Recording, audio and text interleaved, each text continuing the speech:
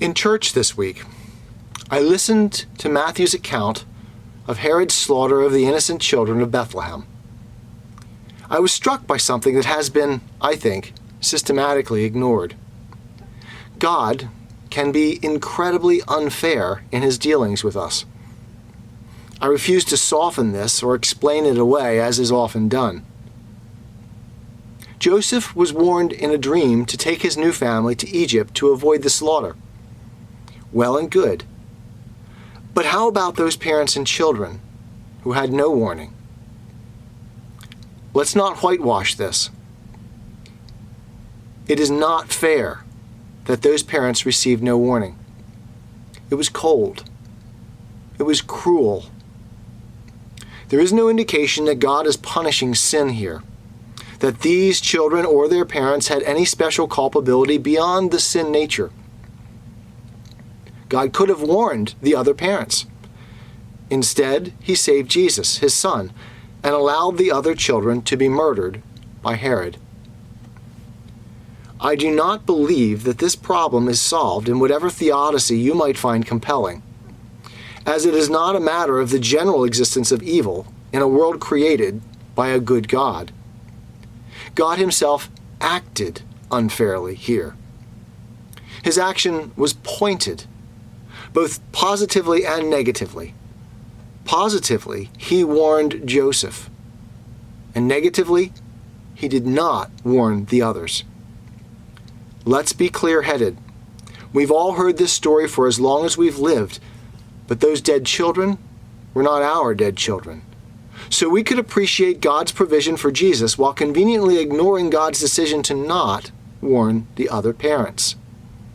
If they were our children, however, is it a comfort to say that Jesus' life was more important, more valuable than the life of my child, however objectively true that might be? No doubt, the loss of Jesus at that point in history is unthinkable, not least because God's plans would have been thwarted, nullified, and all humanity unredeemed. We can admit the disparity in value between Jesus and those other children, but that admission does nothing to alleviate the unfairness to them when a specific warning was issued, but only to one of the children's parents. God turned away from the others. Cold. Cruel. Abraham too, and Job, faced that coldness, that cruelty, as well as many others in the Old Testament. From our human perspective, the actions or inactions of God in these moments should not be dismissed with vague notions of God's goodness and kindness towards man, but rather faced head-on with their inscrutable nature intact. Goodness, it must be understood, is compatible with these acts, with this coldness, this cruelty. God's ways are not our ways. Aslan is not a tame lion.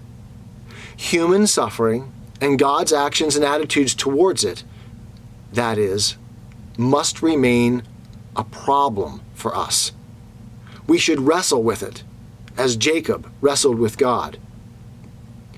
Is our God cold? Cruel? We live in a fallen world, enemy territory.